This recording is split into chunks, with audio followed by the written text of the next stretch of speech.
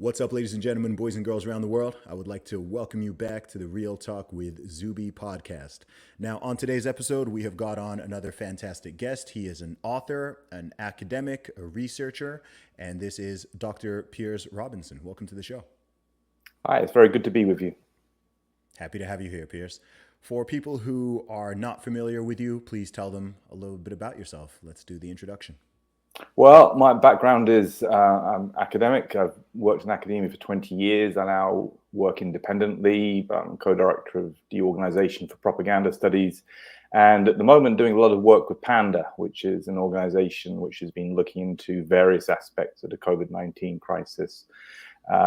In terms of discipline area, I come from the background of international politics and communication studies, studying media and foreign policy, and in the last 10 years, focusing primarily on propaganda and conflict situations. And that's what I've mainly published and written about. And that's pretty much in a nutshell. Okay. Well, tell me a little bit more about your background. How did you get involved in this type of work? Well, I mean, I did a PhD after my undergraduate degree and at University of Bristol, and I was interested in the question. This is in the 1990s, going back some time, but this was the period of the so-called humanitarian intervention starting to emerge: Somalia, Bosnia, Kosovo, and I was looking at what was known then as the CNN effect, the idea that media coverage of suffering people was triggering decisions to intervene in these crises. And that was really sort of what got me on the journey of examining media, foreign policy, and then over time, more broadly, looking at questions of propaganda and politics. I think it was probably the Iraq War, and in my research projects after that I started to become very aware of the question of propaganda and deception. And of course, the Iraq War of 2003 was justified on the basis of alleged weapons of mass destruction in Iraq, which turned out there weren't any weapons of mass destruction. Then it was subsequently established that the intelligence had been manipulated, exaggerated, in order to justify that invasion. And I think around 2010, I was looking very closely at that issue because a lot of information came out about both what was happening in America and also happening in the UK in terms of the manipulation of intelligence in order to create a threat which wasn't actually there. And that's when I suddenly started to realize, hey, there's a lot more going on than just this question of media, foreign policy interaction. There's this question of the way in which information is manipulated, and, running into the machinery of government. And I started to realize at that point, okay, the most important thing that we really need to start to understand is propaganda. And that's took me down the road, taking me to today in terms of looking at all things propaganda, whether war and conflict, and recently in relation to COVID-19. I've never heard the term the CNN effect before. So can you go into that a bit deeper and explain what you mean by that? Well, the CNN effect, actually, you're taking me back here because there was the original definition was, I think, used to describe the way in which leaders of countries were communicating with each other through CNN, and that was the way it was originally used. But it very quickly came to capture the idea of the media-driven interventions as was understood by some. The idea that CNN coverage of crises around the world was powerful and influential enough to actually shape policy decisions in the White House and to cause and trigger interventions. And that's how it's come to be known, I think, since then. I think people such as myself, Steve Livingston, Eitan Gelbauer did a lot of work on the CNN effect. And I think the understanding of it is the question of media influencing and driving foreign policy is the way most people understand the term over time. Needless to say, perhaps from my research, it became fairly clear that the media was a lot less influential than some people were claiming, that what it appeared to be the case, it was more often that media was mobilizing in the support of certain elite blocs, that the media was being used essentially for propagandistic purposes.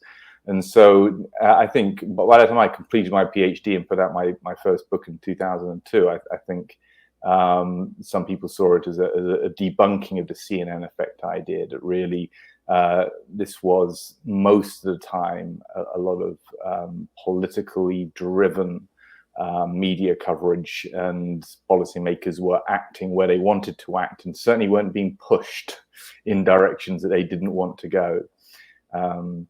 So that was, I think, my assessment, and that would be my assessment today. I think there's probably even less evidence of that ideal type CNN effect at work today. I think sort of propaganda levels are very high, and I think mainstream or legacy media deference to the establishment is probably worse than it's ever been in history. Mm-hmm. So would you say that you think that now more than ever, the legacy media is doing a poor job of holding governments and officials to account in the way that they should be able to? I mean, the way I see it now with a lot of them is them being the official megaphone of the establishment rather than being journalists who are truly trying to hold the establishment accountable and ask hard-hitting and necessary questions and follow up as necessary. It seems that it's I'm sure you've probably seen that meme of, where it said the media before, and it's, the people, it's got the man with the megaphone, and he's kind of going from the people to the establishment and asking the questions, whereas now the establishment says something and then he takes it, and the megaphone is just going out to the people. I'm not sure if you've seen that meme. Yeah, I think I've seen that at some point. I think it is definitely worse. And I mean, there are several concrete reasons for making that claim. But if you go back to the 60s, 70s, you had a debate, for example, about the role of the media in the case of the Vietnam War, and the idea that public opinion and media criticism U-turned policy in Vietnam. It wasn't really as simple as that. There was still media tending to follow the official line for most of that conflict and throughout most periods. But I think you can go back to that period and you can see some very solid examples of journalists starting to really challenge the establishment. So you had famously Walter Cronkite during the Tet Offensive in a CBS broadcast talking about America being stuck in a quagmire and so on. And you had Cy Hirsch as well reporting on the conflict. And you saw some pretty confident, bold journalism, even in the broader context where even back then the media was not being as critical or independent as it should have been. Now, I think fast forward through to sort of post 9/11 into the global war on terror phase, we've seen, I can think of no really good examples of journalism in the US context or in any other European context where you've seen somebody standing up, as you, for example, saw Walter Cronkite on CBS News standing up. And it's just not there. There are lots of arguments in the literature. People talk about the limitations on mainstream media resources. So there's less investigative journalism. There's more reliance on press briefings, etc. Other arguments about the sophistication of propaganda, essentially undermining the ability of journalists to hold power to account. But I think we're certainly, and now we're into this kind of quite extreme polarized phase with everything that's been happening over the last 5 or 6 years, where you almost see this gathering around the political center of gravity by the mainstream media. And so on issues where, if you're looking at issues, for example, surrounding Trump and the Russiagate, etc., where you've got so much evidence that these things were not as they were presented, and yet the core mainstream legacy media is still holding the line on that, and I think it is quite remarkable. And so I think, yeah, all the indications are is that they never did a good job particularly, but there were times there was greater autonomy, sort of 10, 20, 30 years ago.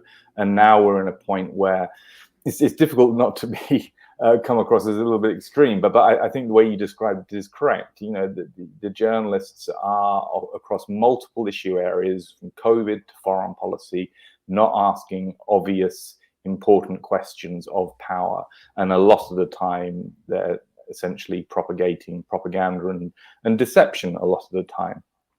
So we're in a pretty bad state. But I mean, I did notice that Glenn Greenwald had tweeted the Pew studies. The Pew studies are these surveys every year of trust in American media. And I was shocked at how low the figures were. And so I think you have a high point in the 60s of maybe 70% of the American public having quite a high level of trust in broadcast news. That figure's down, I think it was well below 20%. And also for newspapers. I think that's what it was. But you could see Glenn had the graph and you could just see the collapse. And that's pretty serious stuff if it's getting to a point where, you know, so many of the public, and it's working across Europe as well, and so on. And that's a sign, I think, that the media's failed and people are realizing that it's failed. Do you believe that children have the right to breathe mask-free or to go outside without the latest booster shots? What about the quote-unquote right to change their gender? Where do rights come from anyway? And why would you trust doctors to give you yours? Join the discussion this month at Unofficial Pediatrics, the Substack blog run by mainstream media's least favorite pediatrician, Dr. Adrian Gaety. Dr. Gaety was one of the first doctors in the USA to speak out against lockdowns, and he continues the fight for childhood innocence and well-being. If you are looking for a doctor who fears God more than he fears Fauci, then look to the second best four-letter word you'll hear today. It's not Zuby, it's Gaty. Check out his blog, Unofficial Pediatrics, at gaty.substack.com.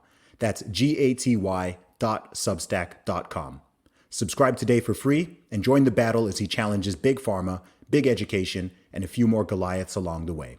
One more time, that's gaty.substack.com. Now back to the podcast. I don't believe those polls. Oh, the Pew studies. That particular one, for sure, I don't believe Okay. it. Do you know why? Because I lived through the past few years. So I know for sure that more than 20% of people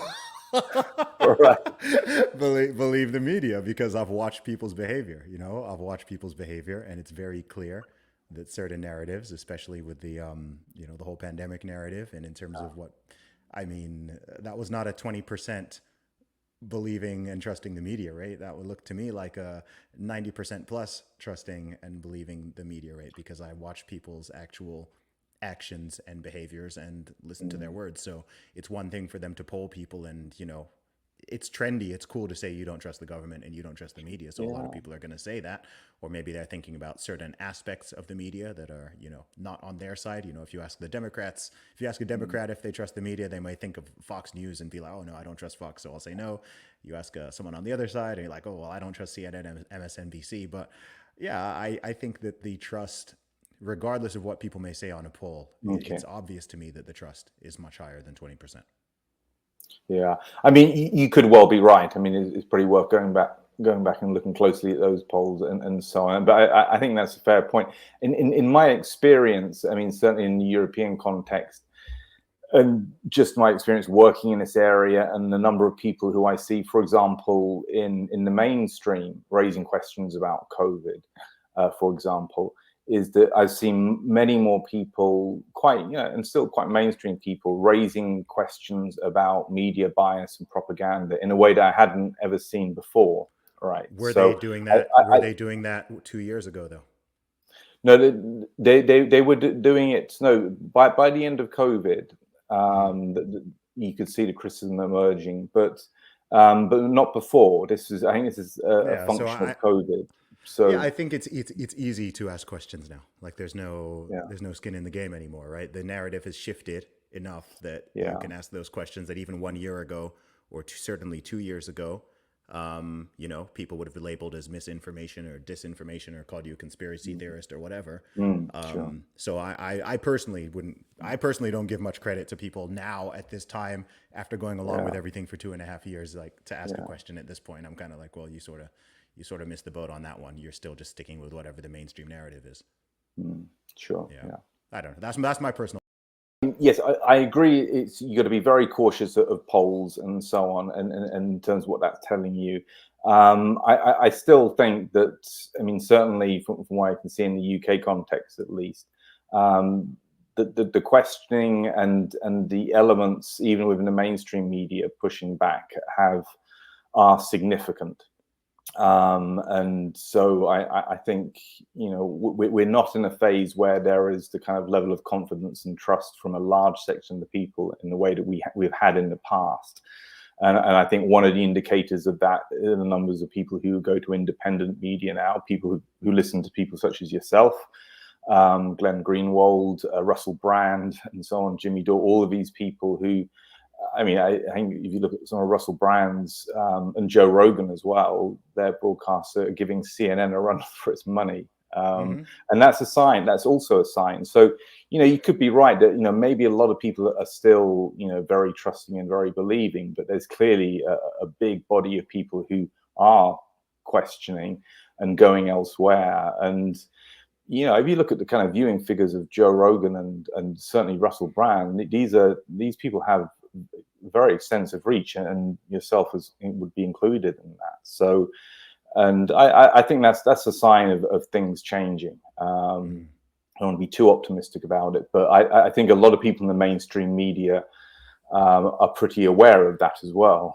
That they're aware that they're seen by a significant group of articulate, intelligent people out there who are sort of not trusting what they're saying and would rather listen to Russell Brand. He's an entertaining, and I guess some people sort of in the past would not have taken him seriously, but he certainly is an intelligent guy, and he has some very important things to say, and he has a very big following. So I think that there are signs of change, but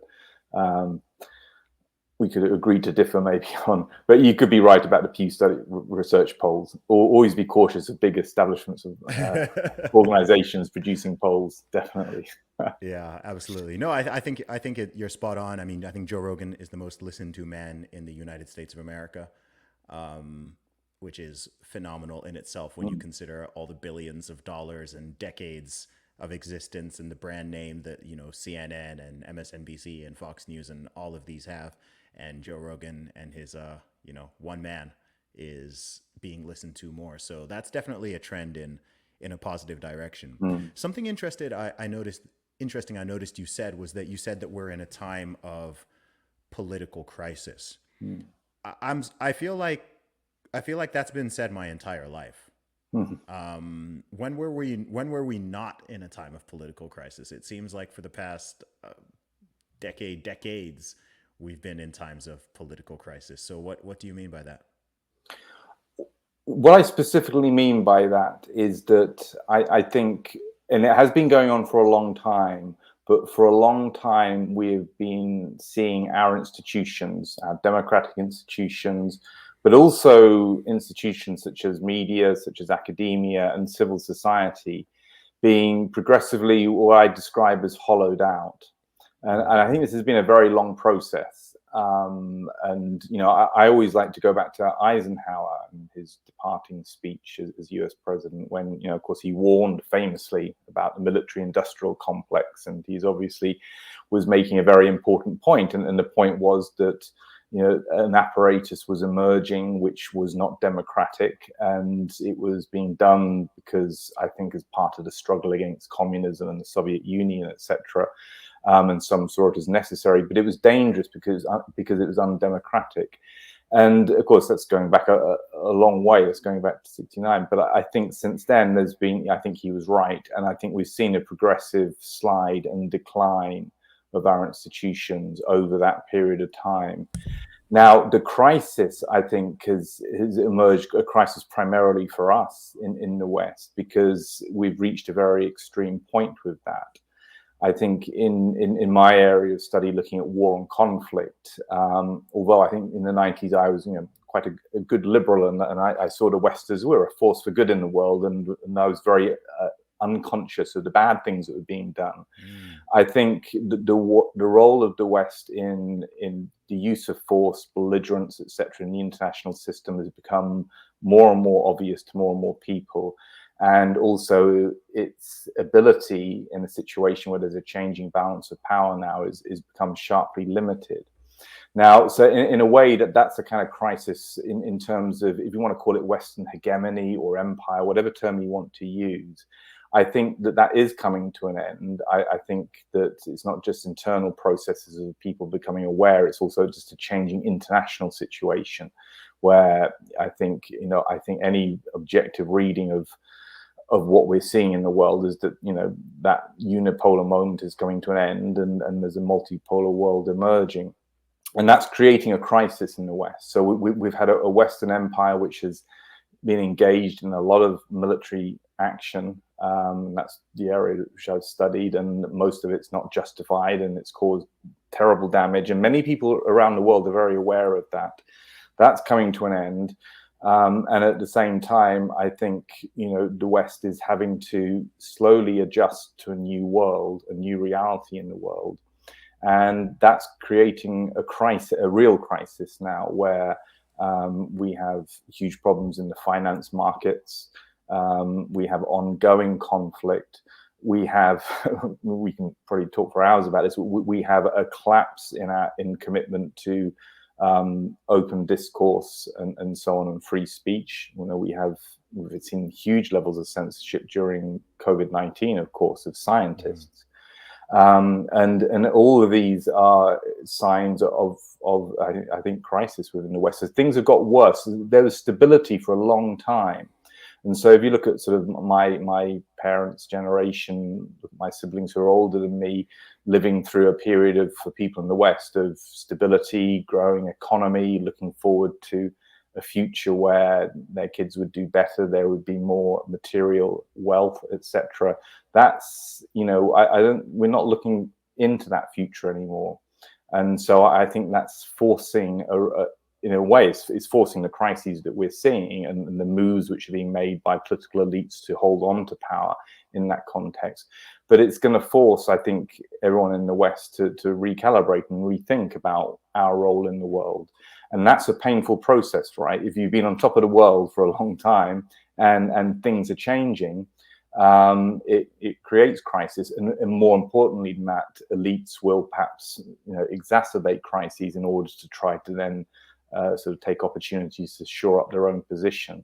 And so that's where, so I think the crisis for us and our experience of it is different from earlier generations. We really are reaching the crunch point. And I'd sort of caveat, although with the, so we're not too ethnocentric about this, the Western Empire has caused huge damage around the world. We've created plenty of crises in other countries, whether it's Vietnam or whether what we've seen throughout the Middle East in the global war on terror conflicts. There's been crises created elsewhere in the world on a huge level. But for us in the West, it's been a pretty comfortable ride, right? For, our parents' generation, not all sectors in society, obviously, but people's affluence increasing, the middle classes, I guess that's what I'm thinking of. And perhaps that's my background, and the expectations of second homes, long retirement, etc. That's we're moving out of that world, I think, and so that's creating a crisis. And I'll stop in a second, but I think the really big problem that we all have is that we have a democratic crisis. We are in a period where censorship is become routinized. You look at things like the online harm legislation, which is being pushed through in Europe and in the UK. This is all sort of leading us to a point where potentially people could be significantly censored. Mm-hmm. That aside from all of the civil liberty issues which have been raised during the COVID response, all of these are extremely worrying signs. I try not to be too dramatic about it, but some people, of course, use terms such as totalitarianism, fascism. They point to China and say, well, look at the kind of mechanisms of control that they're implementing there. And a lot of what we have seen over the last 2 years uncomfortably similar to aspects of that. And so this is the big crisis for us. I think we're in a sort of a battle for democracy and for our freedom at the moment, against actors within our own society, but also transnational actors as well, big corporations, big tech, all of the usual suspects and so on. And yeah, I mean, you've experienced this in the US, and look what we've seen over the last 2 years in terms of the COVID response. It has been shocking what has happened. Worse in Canada, worse in Australia, worse in New Zealand, but it's been pretty bad in Germany, I'll tell you that. Oh, for sure. And I'm aware of that. yeah, so so yeah, I think sure, we've had crisis, and different sectors in society have had different experiences over the last 30, 40 years. But I think everyone, okay, maybe this is the best way of putting it. I think everyone's going to start feeling the crisis now, and the middle classes especially with the economic situation. I hear that, Piers. I think a big problem is as you were speaking, and this is something I've been thinking about for honestly, especially over the last couple of years, really highlighted it. But I think that a lot of Western countries in recent times have been doing a poor job of upholding and exemplifying Western values. And as a result, that is causing this sort of inward collapse and disillusionment and demoralization. And I think also on an international level, it is reducing the West's own moral standing. I think for much of our lives, for many, many decades, and I think still to some degree, in some aspects, not in all aspects, the West has always sort of had the moral high ground, right? So if people were critical of something that's going on in China, I mean, okay, in China right now as we record this, they're having these very long brutal lockdowns. They've got their ridiculous COVID zero policy. They're locking people in apartments and so on. People are protesting and authorities are out there aggressing against the protesters. And not so long ago, it would Western nations and leaders and people really had a strong leg to stand on and say, hey, what you're doing over there is wrong. But when you can see last year the exact same scenes happening in Australia and happening in Canada and happening in Germany, and it's like, well, you no longer really have that moral position of protests were banned in some of these countries, right? People were also forced to stay in their houses. People were also forced to do this. So all those ideas about liberty and freedom and democracy and individual rights and civil liberties and all that stuff that you want to advocate globally, it's a lot easier to do it and a lot more believable when you're actually practicing it and holding on to it yourself. There's this rise in censorship going on. If you're going to start censoring people and being against free speech and against freedom of the press and against free expression in Western countries, then how can you then go to, I don't know, Middle Eastern countries or parts of Asia and then say, oh, it's so terrible that they're doing censorship when you're doing your very own same version at home and people are supporting it. I think that's, and I don't know if people are like connecting these dots here, but to me, I think that's like a big blow that the West is kind of striking to itself. It's undermining its own values by not practicing them. I think that's a massive issue. For sure, I think it's becoming obvious, and it's in a way that it has not been apparent before. The double standard issue. I think it is. It would be remiss of me not to, point out the argument that many people would make from critical scholarship that actually the West has been practicing double standards for a very long time, and I think in terms of my evolution in scholarship, I looked at Noam Chomsky's work and others related to him, and that's when I became more aware that the West didn't have a clean pair of hands in terms of the way it had been conducting itself. And go back to Vietnam, for example, that's a very good example when you look at the kind of the realities of that conflict and what was involved. So I think, the double standards have always been there. I put it in terms of, I think it's reached a point now where they're so painfully obvious. And an example of this would be the outrage expressed in relation to the situation in the Ukraine and Russia with the condemnation and the language being used. I think as Condoleezza Rice was saying, condemning the illegal invasion. And of course, a lot of people saying, well, hey, wait a minute. Yep. What about Iraq? And I think, it's become, certainly during the global war on terror, the 9/11 conflicts, that sense that the West is very belligerent, and it does not, as you accurately put it, it does not live up to the standards that it claims, its internal norms, as it were, has just become apparent to more and more people. And there was always a problem there. I'm British, look at the British Empire, etc. Sure. And so on. But it's become extreme now, and the double standards. And in a way, I think the post 9/11 conflicts have been very overt in a way that sort of in earlier eras, there was much more covert activity and so on, overthrowing regimes, etc., using the CIA and so on. The invasion of Iraq was just, kicking the door down and sending the troops in and so on. So I think it's the visibility, that's the key thing now. But I think that the visibility is now reaching a point where a lot of Western publics are very skeptical. Even some people within the elite are probably sort of realizing that this isn't tenable. And certainly, in terms of the world stage, and this is where I think, you're right. I mean, I'm a believer in democracy, and I'm a believer, that there are positive things that Western values have in that respect, and so on.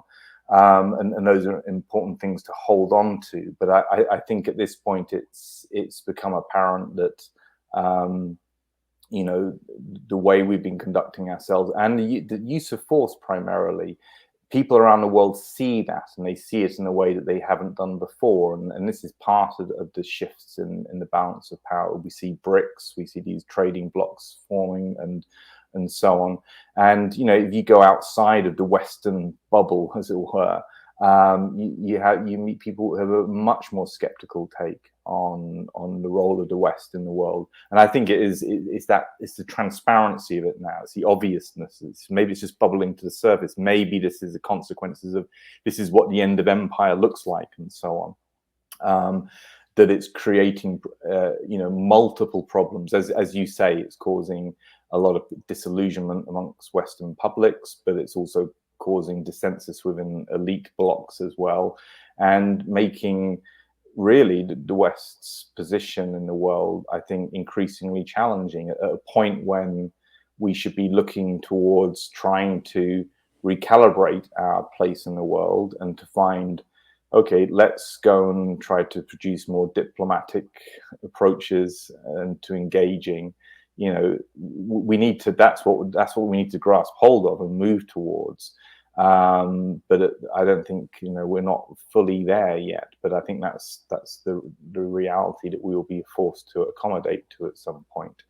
And it's going to be. I think it's going to be a painful process, and I think we're all living through the consequences of all of this, and the kind of strife and conflict that we're seeing within our countries, and polarization as well. Yeah, well, I think if you're going to say that something is wrong, then of course it helps to not be engaging in that behavior, right? Otherwise it's hypocrisy, and it's these double standards, as you point out. This is true on every level, not just on nations. If a parent is constantly swearing and then telling their child that swearing is wrong, the child will dutifully and rightfully notice, wait, well, you're doing it, you're saying it, so how wrong can it be? So yeah, I think that you're right. People are really seeing that. Yeah, and there's a kind of a sense in which people see through it, and they know that the world is changing, and some places are looking towards China, and of course China has an authoritarian system. We don't want to go down that road, and so on. But people, I'm being slightly speculative here, but a sense of being fed up. The West's, the double standards are so transparent that people see through it, and that dramatically reduces, and using a kind of a sort of realpolitik term, but reduces our bargaining power and so on, and ability to influence exactly in the way that you describe. And we might be, or some of our elite blocs might be, the last to wake up to that, of course. If you listen to our Foreign Office officials talking in various platforms, you'd think that they were sort of 40 years ago in terms of their self-perception and their perception of what's going on around the world. And they probably will be the last to wake up. But that time is coming, and fingers crossed we don't see some profound escalation and conflict, which is always possible, but I don't think that will happen. Those changes will come, and there'll be a waking up to this. I mean, the Suez crisis with Britain in when Britain conspired with Israel and France to attack Egypt, and then Britain got in to retake the Suez Canal. That was seen through as an act of realpolitik. America threatened to run on the pound, and so it collapsed. But what happened at that point was it sent a powerful signal through the foreign policy elite in the UK that we don't have the power to be an empire anymore. And that was the point at which decolonization took off, and so on. And so it was this kind of, in that case, it was a sharp event, a profound failure to achieve what they wanted to achieve in relation to the Suez Canal. But it was enough to start to shift and change policy ultimately. And will we have a shock moment with Western elites, or will it just be a slow kind of process going through Ukraine, other situations, the emergence of BRICS, where those people in power, the people really in power, the people in the bureaucracies and the foreign policies, State Department, etc., start to realize that, we really need to change course here. We can't carry on as we have been. Because it doesn't work anymore, because people see through the deceptions, and people are fed up with all the militarism, etc. I think something that's challenging, and I see this on sort of both so-called sides of the political aisle, is sort of striking a balance between, I guess, what people could call patriotism and also fair criticism. So you'll see, particularly on the right or conservative side of the aisle, I think sometimes you get people who are patriotic to the point of not being willing to listen to or entertain or even sort of fathom certain very fair and viable criticisms about their own country or its behavior domestically or internationally. And then more on the left side of the aisle, you get people who are just, they want to completely, they're almost like anti-patriotic, right? They want to consider the UK or the USA to be like the worst country in the world, and say things like, oh, it's no better than it was 200 years ago. And, we're doing it. And like with many conversations, there's just this lack of nuance between essentially almost harboring this sort of hatred of one's own country versus, on the flip side, being so sort of patriotic and nationalistic that your country actually doesn't improve because you can't even acknowledge the things that are not correct, right? You can't even call out, you feel like you can't even say the things that are wrong, because then that's like, considered an attack, or it's considered unpatriotic. You can't just call, to use baseball terms, you can't just fairly call balls and strikes in terms of the good things and the bad things. And I think that also plays into the polarization that you're seeing in these nations, where one side of the aisle views the other one as not just wrong but evil, and that continues to pull people apart. And then that's another weakness, because then you don't even have a united nation where people can come together on certain common values and aspirations and beliefs. And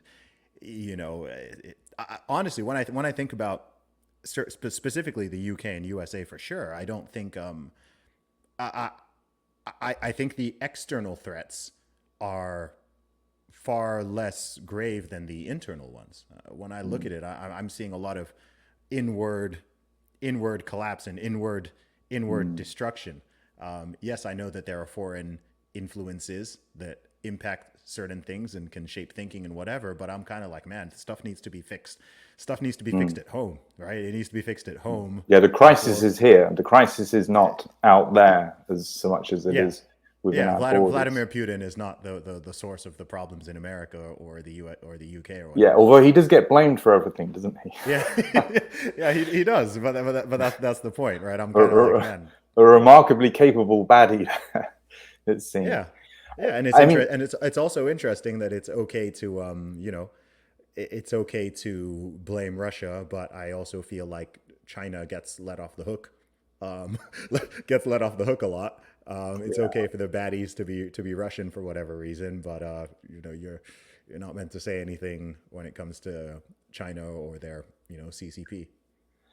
I think it's a really important point you raise about, okay, you have this polarizations and you have a basic, you're talking about the left-right division. I'm one of these people who've come around to this position now that the left-right dichotomy is really unhelpful and it's been really divisive in politics. And the thing that's, and so I'm a great believer that we need to try and get beyond the left-right thinking.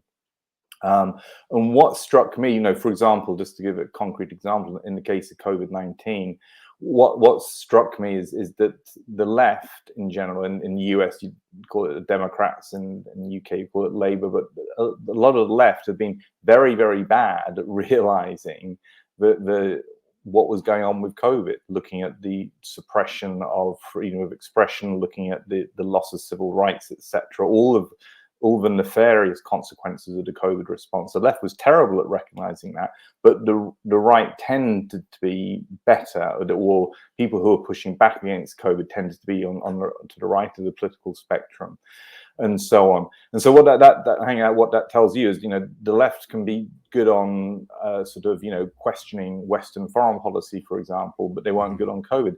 And it reverses when you look at the right. And I've experienced this, looking at the COVID issue and mixing in a variety of circles, coming from a sort of what most people would describe as sort of a left-leaning academic sort of background and so on.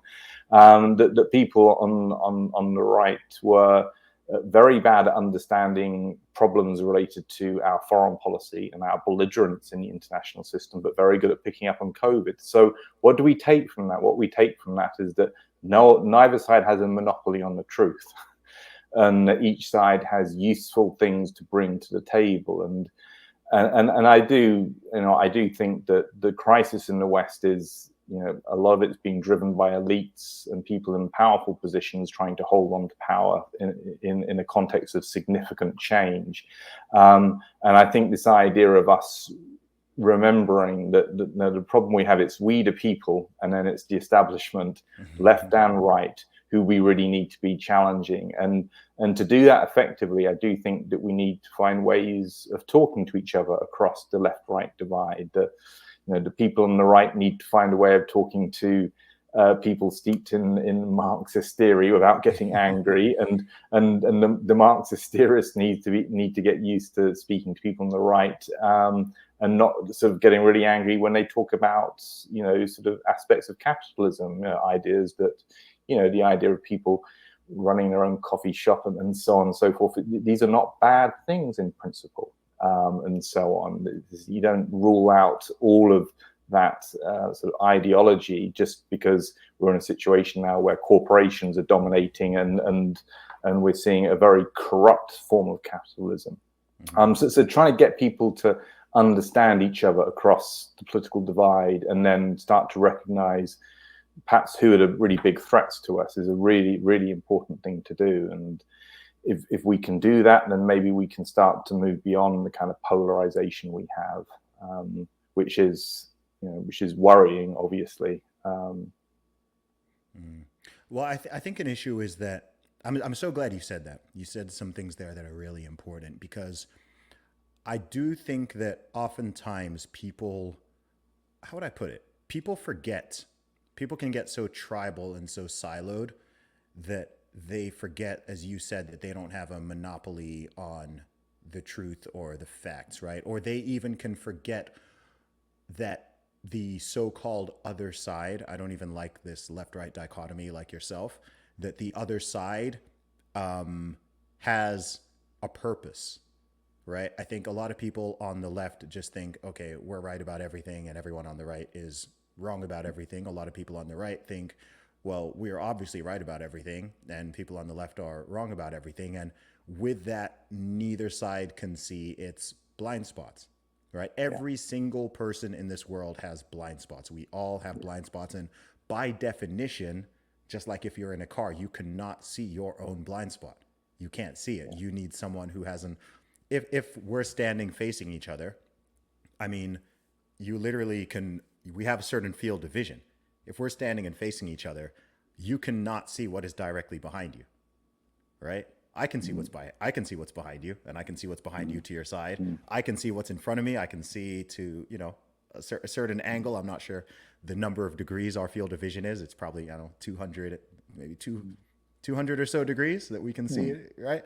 Yeah. But then that leaves the 160 behind you that you can't. And so you need someone else there. And actually, the more perspectives you have, some people will be right about some things, some people will be wrong about some things, but actually the more voices you have, if you're able to have those mature conversations and, like you said, not get angry and not get hostile and not get overly tribal or insulting or whatever, then you'll see, oh, actually, we've now got a better picture. We've got more of a 360 field of view here, where each person is adding their perspective and their opinion and their experience and their ideas. And to me, this is actual intellectual diversity, right? We hear a lot about this term diversity, but it's like, well, what does that mean? Is that just having a bunch of people with different skin tones who think the same thing or are saying the same thing? Or does that actually mean having a range of perspectives and experiences and ideas? And then, you put them all together and you get a lot more for it. So I think that the lack of will or desire to allow anyone who doesn't completely align with you any sort of like credence or charity or validity to their view or something. Number one, I think it's immature. I think it's quite an immature perspective, but I think it also just prevents things from moving forward. It prevents solutions from being found. If you are unwilling, if you're in the UK and people who are conservatives are unwilling to talk to their, people who are in labor and vice versa, or Republicans are unwilling to talk to Democrats and vice versa, which really happens. I mean, that's a real thing. You have people who they won't even talk to each other. And I'm just like, well, of course you're gonna have problems. Like, how are you gonna solve anything if you won't even talk?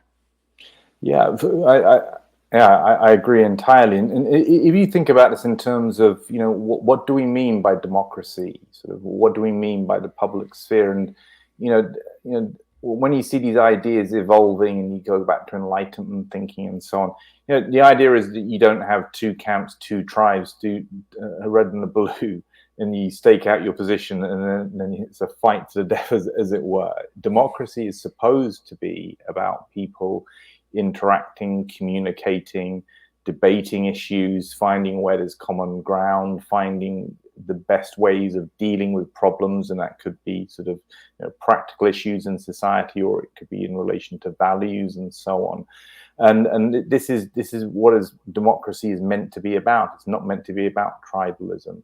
And this is what we've lost. We've lost it with as you've alluded to, that we had the culture of deplatforming and so on, and people on the left won't have these people on because they're seen as X, Y, and Z, and so on.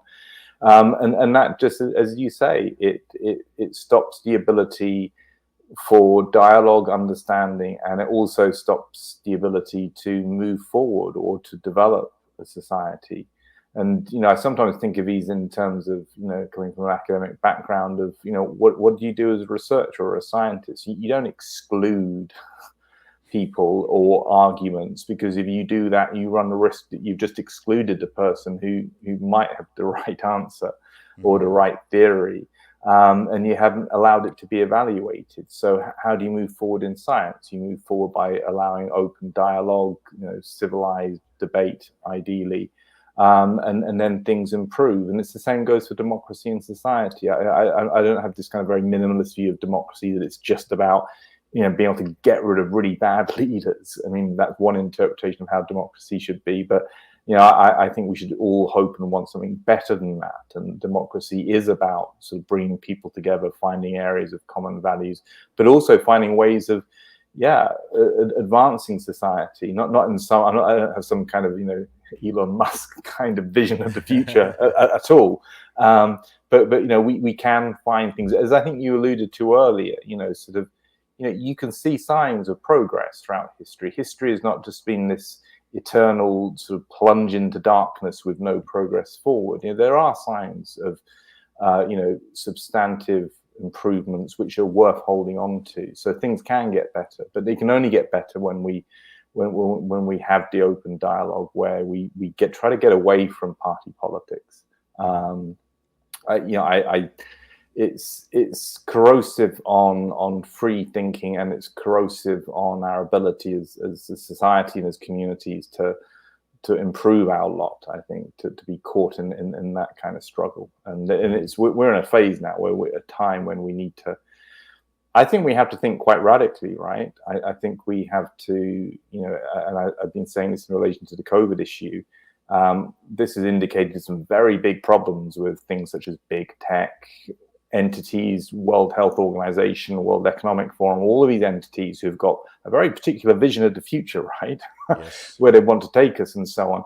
And, we really, to really start to challenge that or subject it to due academic process, it really does require us to sort of try and maybe extract ourselves from the Democrat, Republican, Labour, Conservative sort of tribalism mentality, and find new ways of organizing possibly as well. I'm a great believer in grassroots pushback. I think when enough people start organizing at a local level, you don't need a huge number of people to start to really push for significant change. And I think, a real drive for democracy, for a better kind of democracy from a grassroots level is pretty important now, in order to start to steer our ship away from. I mean, there are some worrying visions out there, aren't there, about digitized society,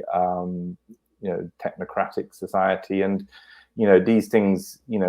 How powerful they are is something which you could debate, but there are people who are there and pushing those agendas, and a lot of it looks, to me at least, very, very undemocratic. So I think, now's the time to rapidly improve the way we talk to each other, get out of the existing paradigms, and then start to find ways of building communities and so on, and building movements in a way which do give us a fighting chance to get back everything that we've lost in the last 2 years, but also that we've all been progressively losing, I think, for a long time, Sure. and so on. Yeah, I tweeted some months back that I said I don't remember when we collectively elected Klaus Schwab and Bill Gates to be leaders of the entire world. Yeah. But yeah, you're right. It's extremely undemocratic because you just have these bodies, whether you're talking about the World Economic Forum or obviously there's the WEF out there, and I'm like, who wants, who voted for, it's like people just created an organization and No one voted for them. Yeah, someone just put themselves in power and is like, okay, this is the future, this is what the human. And I'm like, wait, who are you? Who are you? Why should we be going along with this? Something I did want to ask you, Piers, is what are your thoughts on the use, and I would argue massive weaponization recently, of the terms misinformation and disinformation? Because these two words seem to just be being used to just shut down conversations and to encourage and justify and rationalize censorship and deplatforming and all these other things. And I've noticed that these terms, misinformation and disinformation, are often levied as accusations by people who, by definition, are peddling misinformation and disinformation. Right? The mainstream media love these terms. Yeah, I mean, give me 2 hours. I mean, I've been giving talks. I've been giving talks on this recently. I gave a talk recently at an all-party parliamentary group in the UK on COVID response in relation, and it picked up on these issues of disinformation. I mean, these terms are now seeped into the mindset of politicians, academics, and even a lot of the public, and certainly mainstream journalists. I mean, these are replacement terms, right, for conspiracy theory. They used to. Any argument that people didn't like is, well, that's a conspiracy theory, obviously. And so now it's, well, that's disinformation. And I think it's being used in exactly the way that you describe. It's essentially weaponized. I mean, I know in my own research in relation to the OPCW, the Organization for the Prohibition of Chemical Weapons, and the question of the whistleblowers from that organization who were raising questions about the investigation into chemical attacks in Syria.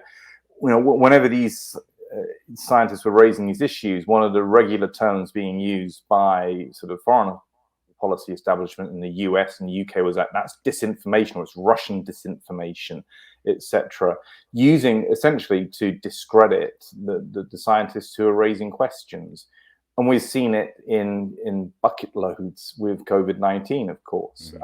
Medical disinformation. You see the United Nations, the World Health Organization. You see this the fact-checking counter disinformation industry, and they sit down and allocate, you know, a truth index to various positions. And I mean, there's a very basic, you know, point here, and you go back to John Stuart Mill and his defense of, you know, on liberty of the freedom of speech, and his point is that censorship, all censorship, relies upon an erroneous assumption of infallibility. The person doing the censoring assumes that I'm right. Fauci assumes that he's right on COVID-19, and therefore they're then justified to censor in some shape or form opinions which are not in line with that. And it's irrational, because you can never be sure you're absolutely right. But this is where we're at. We're in the extraordinary situation now where I think the disinformation, misinformation, and malinformation terminology is now seeping into the online harm legislation. You see people being regularly, routinely having been kicked off various platforms during COVID-19 because they've breached community guidelines in relation to disinformation. I mean, I was kicked off LinkedIn about a week ago. And actually with Panda, we are doing a series of interviews with scientists, but also artists and also members of the public who've been silenced in one way or another because of these strategies during COVID-19. And it truly is off the charts. This is creating a form of censorship which is profoundly dangerous and profoundly dangerous for our societies. But you know, the one thing that is really kind of sort of unsettled me is, you know, in my field, or part of the field I come from, communication studies, you know, 10 years ago, that they would have been able to see through the illogicality of labeling things such as disinformation and then acting to censor them. They would have remembered John Stuart Mill's defense of free speech. But there's so much money being poured into research on this that, you know, that they're just getting pulled into it. So you see a huge glut of academic papers on disinformation and misinformation. How do we immunize the public? How do we protect the public from disinformation? And it's, you know, it's profoundly illogical, undemocratic, and it's just right to be abused by powerful actors. They don't like what you're saying. They label you a disinformation super spreader, as I think, was it Peter McCullough was labeled that? Probably quite a few people. You know, I think Joe Rogan got labeled that. I mean, I'm hazarding a guess here. Have you been accused of it at some point? Of course. Oh, Of course. Okay. Yeah. I mean, I was vocally opposed to every single measure since February, March 2020. From the so-called 2 weeks to slow the spread, I was raising the red flag all over the place. So yes, I've had thousands of people accuse me of that, and you know, I've had YouTube videos that I've had to take down. I've had certain podcast episodes which I was not able to host on YouTube, or which I had to put on other channels and so on. Many of them with doctors, and yeah, this is where we are now. You know, Twitter have their policies, Instagram, Facebook, YouTube, all these big platforms, they've all been heavily policing it throughout the whole thing. And as you know, of course, a lot of the things that were marked as misinformation or disinformation earlier on are now 100% correct, verified facts Yeah, And this is the problem. there is an opportunity, because I'm sure you're aware of the legal action that Jay Bhattacharya and Martin Kulldorff are taking against the White House for collusion with big tech, labeling them. They were the authors of the Great Barrington Declaration. And of course, as we know, Collins and Fauci were talking about a hit job, I think, on smear campaign, as it were, on the Great Barrington Declaration when it came out. But but that's going to be very interesting, because whatever Elon Musk is up to with Twitter and so on, that's one process which is going on at the moment. But that with COVID-19, you have exactly that. You have a situation where what the authorities were claiming is becoming very, very clear now was incorrect in multiple ways. And so it's going to be very interesting, especially with sort of legal moves such as that by very high profile academics who are saying, right, we are accused of disinformation and we're going to challenge you on this legally. Whether this is a moment where we can learn how flawed these terms are. And I think this is an opportunity on that front. And I know through Panda, we want to do some work on looking at this, looking at the accuracy of statements from people such as Fauci, and then looking at the way in which the disinformation industry is being integrated into legislation, the way it's becoming even worse than it has been over the last 2 years potentially. Because we should be able to learn from this, right? As Yes. we should have learned from Iraq and WMD. Don't always believe what the government's telling you. And so on. But we should be able to learn from COVID that governments and leading health authorities can get things very badly wrong. And one of the reasons, of course, going back to Mill, why they get it wrong is because they're censoring people who might have the right analysis.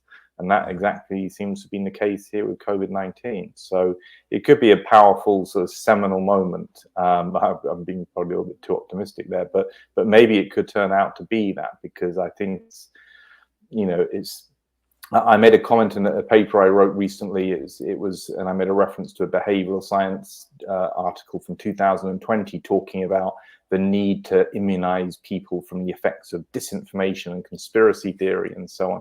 And of course, completely buying into all of the narrative on COVID-19, which has now been seen to be so problematic by so many scientists. And I just made the comment that reading that kind of paper, the reason was the longest intellectual suicide note in history, because they've signed themselves up and then they're legitimating, essentially, behavioral science, manipulative techniques to guide people away from what they think is disinformation. So, you've got to kind of hope that at some point, people wake up and smell the coffee on this, and we rid our minds of this disinformation, misinformation idea. People have ideas and different opinions, and as Mill said, it's okay for people to have a wrong opinion. Wrong opinions can be useful. It's useful to highlight, and people can absorb and think about it, and it highlights more accurate analyses and so on. And we need to get back to that, right? We need to get back to tolerating opinions and so on, which we don't agree with, and then debating it. Yes. Even if that's difficult, right? And even if it's, painful for some people and so on, it's important that we have that environment within the normal limitations of free speech and so on, incitement to violence, hatred, and so on. But, certainly on scientific issues, for example, it's the idea of labeling as disinformation vast swathes of the medical community, which is what's happened, is clearly the heights of insanity. Agreed. Piers, it's been so good to talk to you, man. Thank you for spending time to discuss all this important stuff. Where can people find and follow you online? Well, Organization for Propaganda Studies has a website. People can put that in and Google that. Panda, who I'm doing a lot of work with, World Wide Web, pandata.com.org rather. And we've got the censorship series. We've got interviews with CJ Hopkins. We've got one coming up with Robert Malone of people who've been censored. And some of my work appears on their website. And elsewhere, I have a WordPress site. Propaganda in Focus is an online journal which I run with Dan Brody, and we've got about 30 range of academics and other experts writing about propaganda. So Propaganda in Focus is a place for people to go for looking at various critical material on propaganda. But I think, to take a look at the Panda website, take a look at the Organization for Propaganda Studies, and I'm on Twitter as well. And for people who want to read dull, long, scholarly things, go to Google Scholar. Look at some of my academic papers there, which, I'm not doing myself a disservice there, but there's a lot of material out there. But Panda and Organization for Propaganda Studies are the first port of call, I think. Awesome. Dr. Piers Robinson, thanks for coming on the show. Pleasure.